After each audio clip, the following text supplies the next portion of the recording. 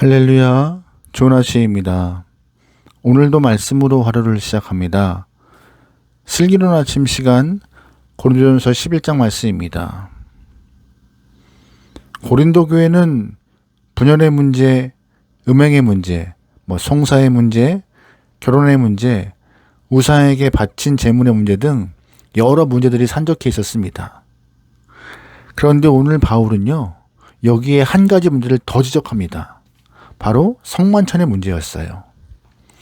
예수님께서 정하신 성만찬은 오늘날과 달랐습니다. 오늘날 우리의 성만찬은 제도권 안에서 정교하게 다듬어져 있는 상태입니다. 1년에 서너 번 혹은 그 이상 시행하는 교회도 있지만 대부분의 교회는 모일 때마다 성만찬을 하지 않습니다. 반면 예수님의 성만찬의 시작은 십자가를 지시기 전 제자들과 식탁을 나누었던 모습으로 시작됩니다. 그 이후 주님은 승천하시고 바울이 목회하던 시절 그때의 교회들은 성도들이 모이면 식사 모임을 하는 것이 성만찬의 전부였어요. 고린도 교회는 이 과정에서 문제가 많았습니다. 21절이요. 이는 먹을 때 각각 자기의 만찬을 먼저 갖다 먹음으로 어떤 사람은 시장하고 어떤 사람은 취함이라. 아멘. 먼저 모이는 사람이 있고 나중에 모이는 사람이 있었습니다. 먼저 모이는 사람들이 나중에 오는 사람들을 배려하지 않고 음식을 다 갖다 먹은 것이었어요. 포도주도 취할 정도로 다 마시고 음식도 배불리 먹었기 때문에 음식을 먹지 못하고 배가 고픈 사람들이 발생했던 것이죠. 어떤 사람들이 이러한 모습을 보였을까요? 22절이에요. 너희가 먹고 마실 집이 없느냐? 너희가 하나님의 교회를 업신여기고 빈궁한 자들을 부끄럽게 하느냐? 내가 너희에게 무슨 말을 하랴? 너희를 칭찬하랴? 이것으로 칭찬하지 않노라. 아멘. 22절에서 빈궁한 자를 부끄럽게 하느냐라는 이 질문을 통하여서 먼저 먹고 먼저 마신 자들이 부자라는 것을 우리가 지금 유추해 볼 수 있어요. 사실 부자들은 시간이 많습니다. 어떤 일에 매이지 않기 때문에 교회에 먼저 올 수 있었어요. 또 부자들은 집에 먹을 것이 많으므로 그렇게 배고플 일이 없음에도 교회에 와서 배불리게 먹고 마셨습니다. 나중에 오는 사람들은 당연히 조금 가난한 사람들이었죠. 종이거나 노동자였습니다. 이들은 어떤 일이나 장소에 매여 있는 사람이었기 때문에 교회에 오는 것이 쉽지 않았고 교회에 와보면 부자들이 다 먹고 마셨기에 빈 접시만 남아있는 상태였던 것이죠. 당연히 종이나 노예들, 가난한 사람들, 조금 늦게 온 사람들은 화가 날 만한 상황이었습니다. 이것이 고린도 교회에 발생한 문제였어요. 이것은 단순히 먹고 마시는 문제가 아니었습니다. 부자와 가난한 사람들의 분열의 문제였고 가지지 못한 자들의 갈등의 기폭제였습니다. 바울은 이 문제를 심각하게 보았기 때문에 예수님께서 정하신 성만찬의 원형을 설명하고 있습니다. 20절 말씀입니다. 내가 너희에게 전하는 것은 주께 받은 것이니 곧 주 예수께서 잡히시던 밤에 떡을 가지사 축사하시고 떼어 이르시되 이것은 너희를 위하는 내 몸이니 이것을 행하여 나를 기념하라 하시고 식후에 또한 그와 같이 잔을 가지시고 이르시되 이 잔은 내 피로 세운 새 언약이니 이것을 행하여 마실 때마다 나를 기념하라 하셨느니라. 아멘. 말씀의 핵심은 뭐예요? 주님의 몸이 떡이고 주님의 피가 잔이라는 말씀입니다. 예수님께서는 성만찬을 정하실 때에 먹고 마실 때마다 나를 기억하고 기념하라 말씀하셨어요. 그렇다면 예수님의 몸인 떡을 몇몇 사람이 독점하는 것이 맞습니까? 예수님의 피인 그 잔을 몇몇 부자가 독점하는 것은 이치와 상식과 말씀에 맞지 않습니다. 예수님의 몸은 온 세상 모든 인류를 위하여 찢기신 몸이고 예수님의 피는 모든 백성들을 위하여 흘리신 보혈이기 때문에 한 사람이 아니 몇 사람이 몇몇 그룹이 독점할 수가 없는 것이에요. 고린도 교회 부자들만을 위해서 예수님의 몸이 찢기신 것도 아니고 피를 흘리신 것도 아닙니다.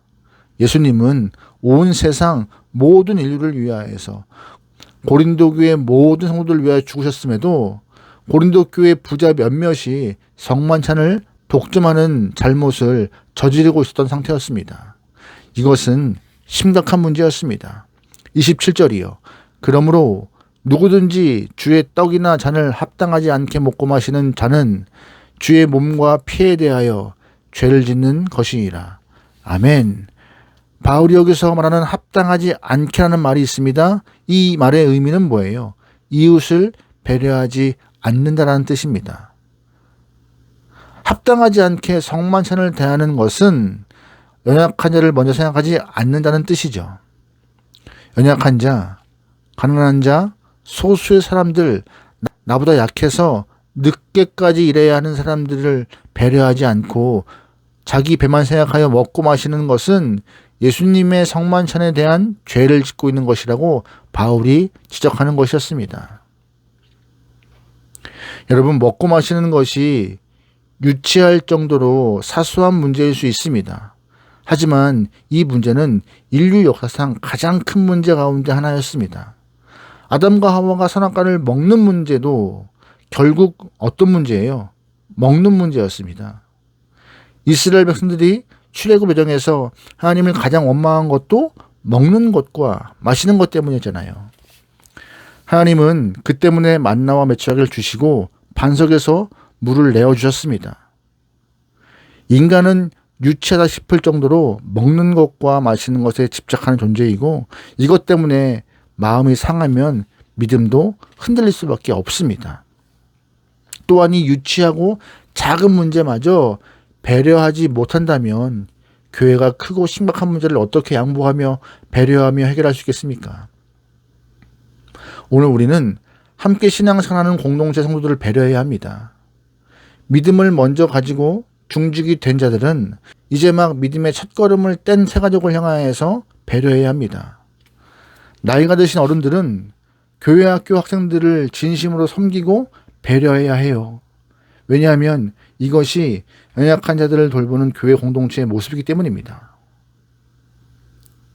우리는 죄인으로 교회에 왔으나 은혜 받고 거듭난 사람들입니다.